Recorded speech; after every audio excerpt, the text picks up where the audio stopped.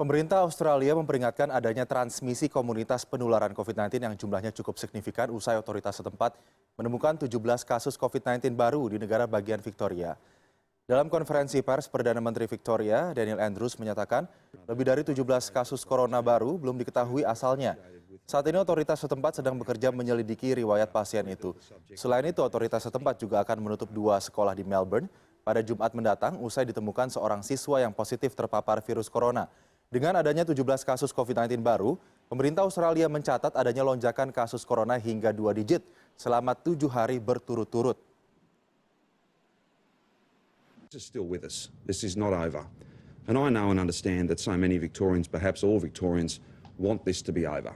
But we simply can't pretend that the virus is gone, that the virus is somehow not in our state. It is here. It travels so fast. It is so infectious.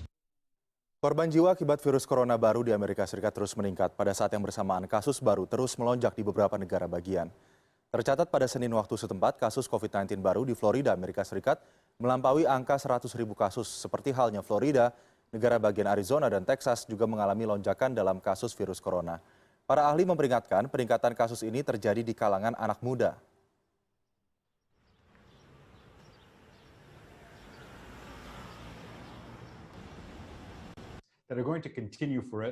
Sementara itu, Tom Frieden, mantan Direktur Pusat Pengendalian dan Pencegahan Penyakit, mengatakan setidaknya 5 negara bagian Amerika Serikat akan melihat peningkatan tajam pada infeksi COVID-19 dalam 2 minggu ke depan.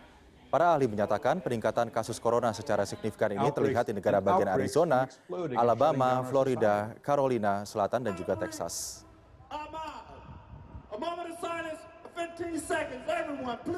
Dari Eropa, ekonomi Prancis mulai menggeliat dengan membuka bioskop diikuti dengan Disneyland setelah berbulan-bulan menetapkan lockdown akibat pandemi COVID-19. Hal serupa juga terlihat di Singapura yang telah menyudahi masa lockdown sejak pertengahan Juni lalu.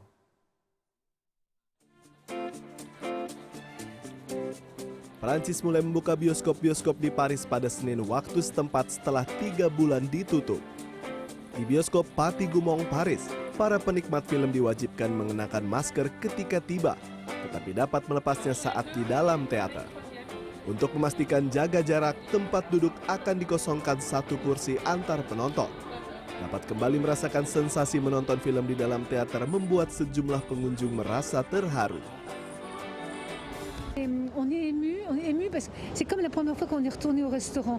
Il y a beaucoup de bonheur, on se dit ça y est, on reprend un petit peu la vie. À un moment donné, on se demandait, on était sur le fil. Et c'est comme avant, en fait, c'est ce que j'ai, c'est comme avant, on revient bien. Donc oui, je suis très émue d'une certaine façon, je suis surtout très très heureuse.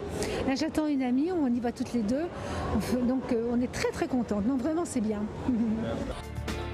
Sementara itu, pemerintah Prancis memutuskan tempat lainnya seperti klub malam baru akan dibuka pada September mendatang, bersamaan dengan pameran dagang dan dibukanya kembali kedatangan kapal pesiar internasional.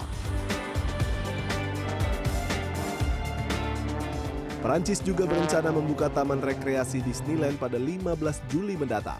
Pengumuman ini disampaikan di Twitter pada Senin waktu setempat.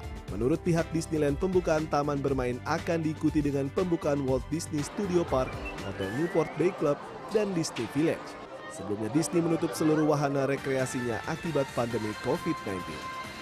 Saat ini Prancis berada pada fase ketiga dan masuk tahap membuka kembali akses seluruh negeri. Singapura juga menjadi negara yang bertahap mencabut masa lockdown-nya. Pelonggaran lockdown di negara tetangga ini sudah berlaku sejak 19 Juni lalu. Saat ini sejumlah fasilitas umum telah kembali dibuka seperti pusat perbelanjaan, restoran, tempat ibadah, fasilitas pendidikan, dan beberapa sektor lainnya. Tentunya dengan tetap menerapkan protokol kesehatan. Meski demikian, pemerintah belum membuka bioskop, bar, maupun kegiatan pameran serta konser yang berpotensi menciptakan kerumunan dan mengabaikan protokol jaga jarak. Hingga 22 Juni, Singapura memiliki 40.095 kasus positif COVID-19, dengan 26 diantaranya meninggal dunia.